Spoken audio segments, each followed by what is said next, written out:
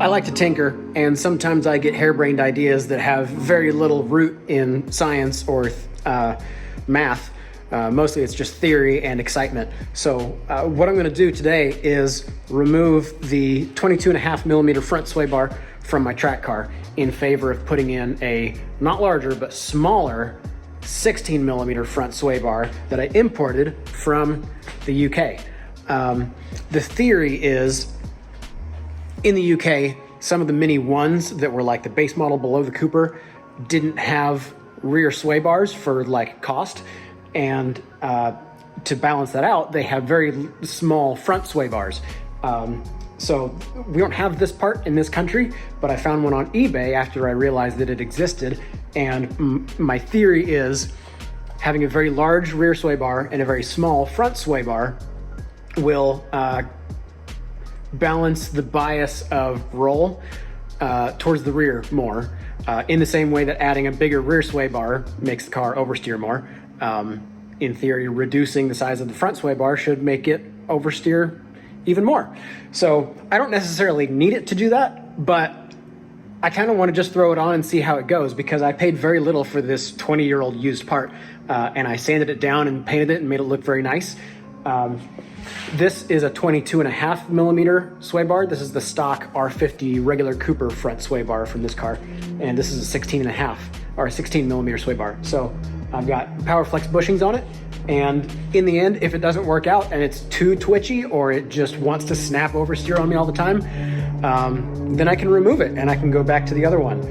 I'm going to be doing this today, and unlike the rear sway bar that you can just kind of unbolt a few things and drop them a little bit and slide it in there, the front sway bar on this car is way more of a pain because you actually have to drop the entire front subframe. So that's what I'm doing today.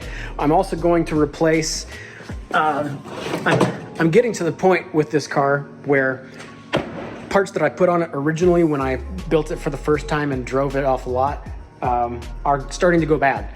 Unfortunately, the front inner control arm bushings that have the camber adjustment in them from PowerFlex, those both on each side, they have some clicking in them. They have a little bit of play. So not gonna play with that.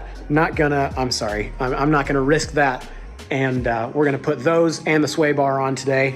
And then when we get to Gingerman on June 7th, we will see if it was a worthwhile change. And if not, we're just gonna deal with it and enjoy ourselves. Let's go.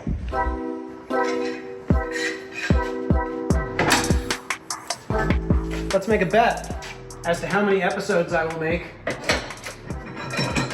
before I put new hood struts on this car.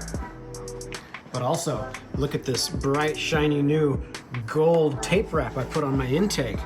That'll lower my intake temperatures, right? Surely it will. No sarcasm, that's genuinely in the intention. Supposedly that's, right? I mean, it has to work.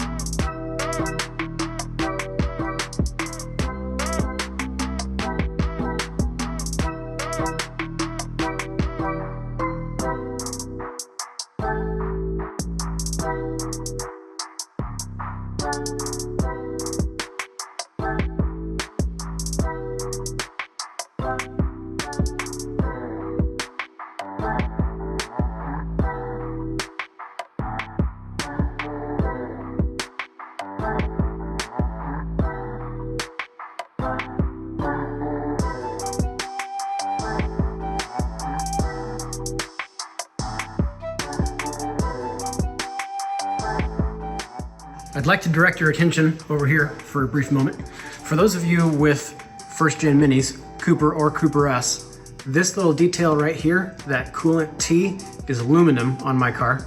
And it's plastic from the factory. I already had mine break, so I already replaced it with that version. The aluminum will not break and it will not leak. If you have a Cooper or a Cooper S, it's a different part, but it'll look very similar, some variation of that. Make sure you get that. Basically just go look at your car and make sure it's not leaking. And if it is, replace it. And if it isn't, replace it, because eventually it will. And I'm also aware, yes, that I have a CV boot leaking right there. This is a problem that I just can't seem to overcome with my track car. As much as I try and as much as I put new boots on them, they just continue to leak. Even the other one on the other side is leaking. I do have a solution though, I think. Jorge told me about some product that's designed to actually accomplish this, which is some sort of sealant that you take the boot off and then kind of like RTV or a paste or something, supposed to seal that, and then you clamp it down hard. They don't tear. The boots are always new because I keep replacing them. They don't tear, they just leak around the mating surface at the cup. So I'm gonna try that. And supposedly Valvoline has some high temperature CV axle grease that I'll probably use at the same time when I do that. Not that, you know, this car's probably not gonna go through axles because it only makes 100 horsepower. But, you know, they do operate at kind of an angle while I'm on the track. I don't know. I just want to stop them leaking.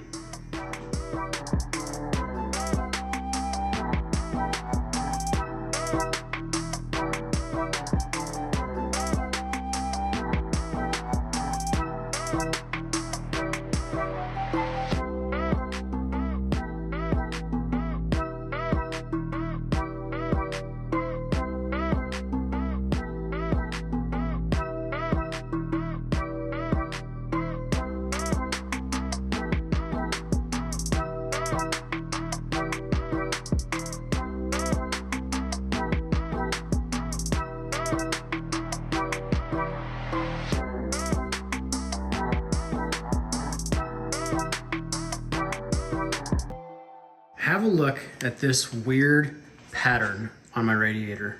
I installed this radiator maybe a year ago, maybe a little less than a year ago. It was brand new, and you can see there are definitely like 2 stripes here that seem to pass light through in a different way than the rest. If you look up really closely, you can see that the darker area here, if I back up and zoom in a little bit, this might be easier. The darker area looks like it was originally produced that way, but where it gets lighter, all the fins are ever so slightly bent. And I have a theory as to why this is, because I can just barely peek in there and see that the passages that the coolant passes through, the horizontal lines right here, in this section where the fins look bent, the passages are actually swollen, like they're rounder instead of being perfectly flat like they are up here. And it looks like there's a pattern where it has airflow. For some reason, up here where it's behind the grill, and down here at the lower grill section, and here in the middle in this, there's really no good airflow past here. I don't know why it's here. But it seems like where it has airflow, they're swollen, and where it doesn't, they're not. And I'm wondering if this happened when I overheated the motor at Heartland, because if you remember what happened was my serpentine belt broke, so my water pump wasn't driving, and for maybe half a lap I had no cooling, and my coolant reservoir blew open and sprayed water onto the car. I'm wondering if it didn't overpressurize briefly and swell that radiator. I can't quite explain the pattern. It's really odd to see on camera, but a brain teaser.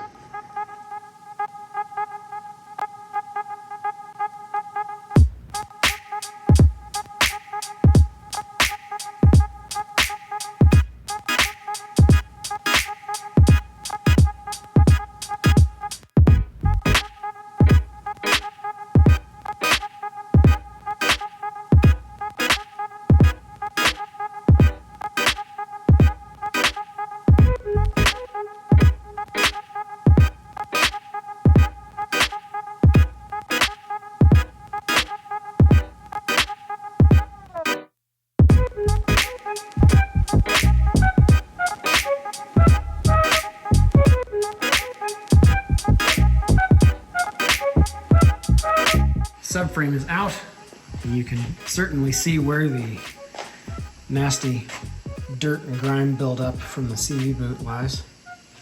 I'll clean that up a bit while it's out.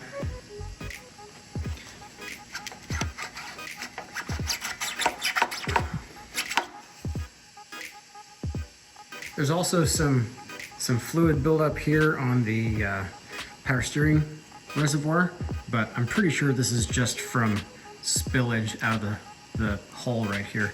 So I have put my little duck sock over this so it doesn't spill anymore, but I'm gonna wipe this off and see if it comes back. If it does come back, it's probably the lines, but I think for now, I'm just gonna wipe that off and see what happens.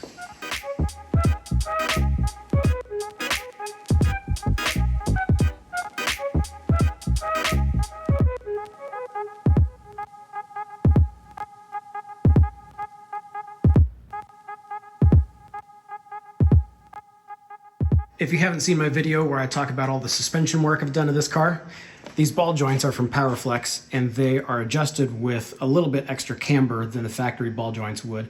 So these take the rear of the control arm and push it outwards, the front of the control arm and push it outwards. And these are caster adjusted control arm bushings, which take the rear end of the control arms and push them outward. So essentially, when you pair them both together, they take the whole control arm, push it that way, which when you look at the front of the car, takes the front track and widens it like that. And I am aware that there are adjustments to be made on this outer ball joint as well. I actually have that kit on my other car, but I don't have that bump steer kit on this car, or the roll center kit on this car, because GridLife specifically says the changes you're allowed to make are limited to camber, caster, and toe. And this is camber, and that's caster. This would be roll center. This would be a geometry adjustment that is not allowed in the Sunday Cup, so that's why I haven't done it. And having the subframe out makes it really easy to see everything on the bottom side and the back side of the motor. For instance, I can see that I have a valve cover leak up there and a little bit of what looks like either oil pan or rear main seal. I'll have to look at that later. But there's my greasy CV boot. And you can see the header that we just put in that Jorge welded up for me. It's a 4:2:1. It was originally made by OBX, and I got it used, but I also got it for very cheap. We deleted the resonator, and back here, it's still got the factory muffler, so at low speeds, it's not obnoxious. But it still growls, and when you floor it, it opens up, and it sounds real nice.